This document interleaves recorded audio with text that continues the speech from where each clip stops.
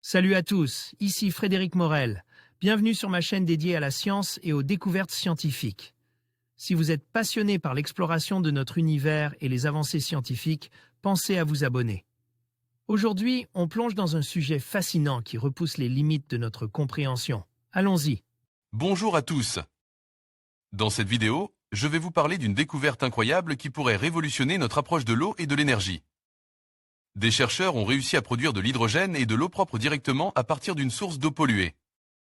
Imaginez un instant les implications de cette avancée. Non seulement nous pourrions purifier nos ressources en eau, mais aussi générer une source d'énergie durable.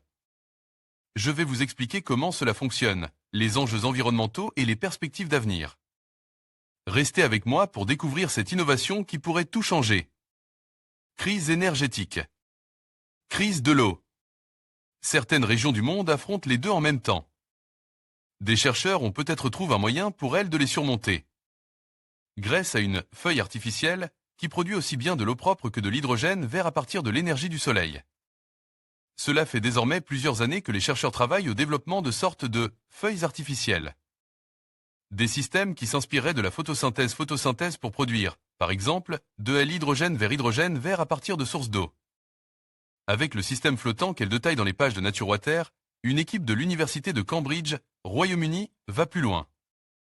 Car son dispositif est capable de produire à la fois de l'hydrogène et de l'eau propre directement à partir des eaux de mer salée ou d'une eau très polluée.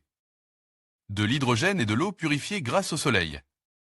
Pour mesurer la prouesse, il faut savoir que traditionnellement, la production d'hydrogène par électrolyse se fait à partir d'une eau pure. Car le moindre contaminant peut nuire au bon fonctionnement du système en provoquant, par exemple, des réactions chimiques indésirables. Pour contourner ce problème, les chercheurs de l'université de Cambridge ont déposé un photocatalyseur sur un maillage de carbone nanostructure. De quoi optimiser l'absorption de la lumière et de la chaleur pour produire la vapeur qui est utilisée par le photocatalyseur. Pour libérer de l'hydrogène. Et le tenir aussi éloigné de l'eau et de ses contaminants.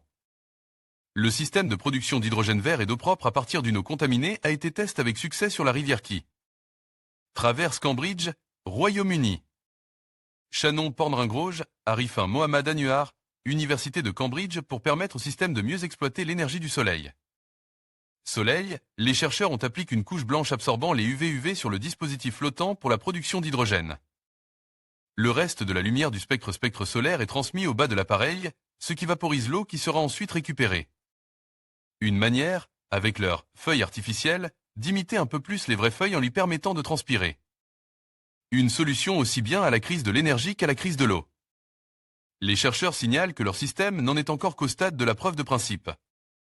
Mais ils espèrent pouvoir bientôt le faire fonctionner dans ces nombreuses régions du monde confrontées à la fois à une crise énergétique et à une crise de l'eau.